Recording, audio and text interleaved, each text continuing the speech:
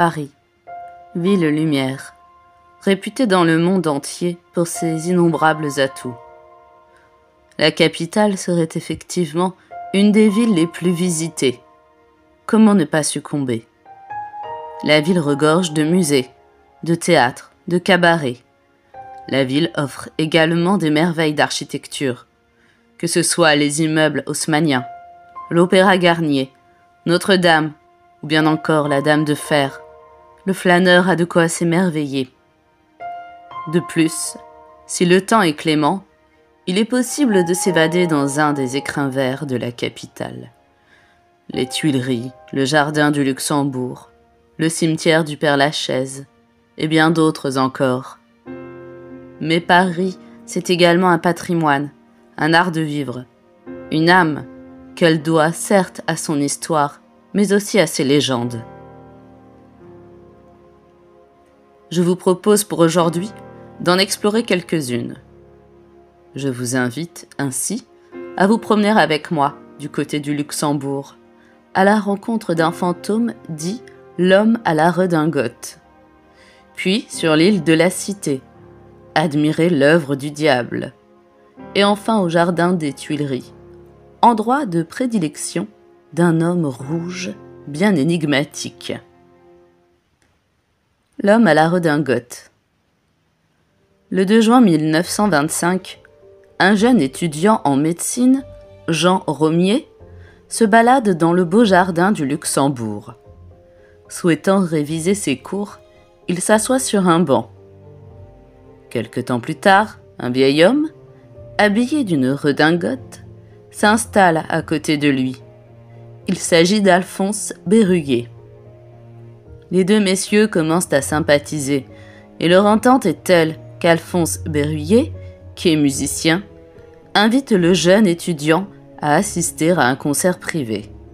Ce dernier accepte avec joie et prend bonne note des indications pour s'y rendre. Le soir venu, Jean Romier se présente à l'adresse que lui a donnée le musicien rue de Vaugirard. Il assiste à la représentation d'Alphonse avec d'autres proches du musicien. La soirée est très agréable. Jean est transporté par la musique et les autres convives sont fort sympathiques. Mais il remarque néanmoins quelques détails étranges. Les gens sont habillés à la mode du siècle dernier, et bien qu'ils aient l'air aisés, ils s'éclairent encore au gaz, ce qui n'est pas vraiment courant en 1925. Vers minuit, Jean décide qu'il est temps de rentrer. Il remercie son hôte et prend congé de tout le monde. Une fois dehors, il se rend compte qu'il a oublié son briquet à l'appartement d'Alphonse. Ainsi, il remonte les escaliers et toque à la porte. Cependant, personne ne lui répond. Jean insiste, toque de plus en plus fort, appelle Alphonse. Un voisin énervé par tout ce raffut sort en trombe et dit à Jean que plus personne ne vit dans cet appartement depuis au moins 20 ans. Notre étudiant en médecine est alors complètement déboussolé, voire épouvanté. Le concierge de l'immeuble le prend même pour un cambrioleur. C'est ainsi que la police, qui, mêlée à l'histoire, fait appel de son côté au propriétaire, donc actuel, du fameux appartement, qui n'est autre que l'arrière-petit-fils de notre musicien, qui en a hérité, mais qui ne l'habite pas. Avec la police, tous se rendent à l'appartement. Le propriétaire l'ouvre, et là, Jean est complètement horrifié. L'endroit est quasiment vide, complètement à l'abandon, et ce depuis un bon moment, comme le laisse deviner la poussière et la vieille odeur de moisi qui plane. Comble de l'horreur, les anciennes photos qui traînent montrent les mêmes visages des gens avec lesquels Jean a passé sa soirée. Enfin, sur la cheminée, Jean retrouve même son briquet, recouvert de poussière. Allons à présent admirer Notre-Dame. Et je vous parle, cette fois-ci, des portes du diable. Au XIVe siècle, un jeune ferronnier, du nom de Biscornet, était chargé des travaux finaux de la cathédrale Notre-Dame.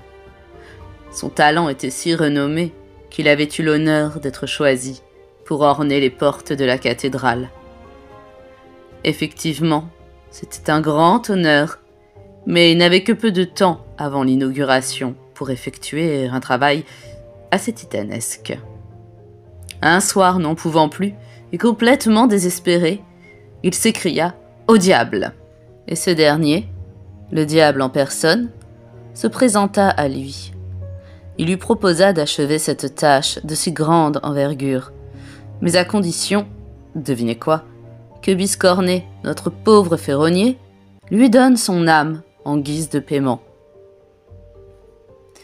C'était bien cher payé, mais cependant Biscornet, désemparé et trop inquiet d'éventuels sévices s'il échouait, accepta. Il s'endormit et à son réveil, Notre-Dame était parée de magnifiques décorations forgées. Ses ornements étaient tous plus beaux les uns que les autres. Mais, comme par hasard, lors de l'inauguration, en 1345, les portes forgées refusèrent de s'ouvrir. Elles cédèrent finalement, grâce à de l'eau bénite. Quant à Biscornet, il aurait disparu, mystérieusement. Au XIXe siècle, alors que la cathédrale était en travaux, les experts s'extasièrent face à ces décorations somptueuses, car ils ne comprenaient pas comment au XIVe siècle le ferronnier avait procédé, car la technique employée pour leur construction paraissait bien trop avancée pour l'époque.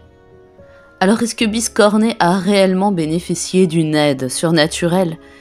Et si oui, à quel prix?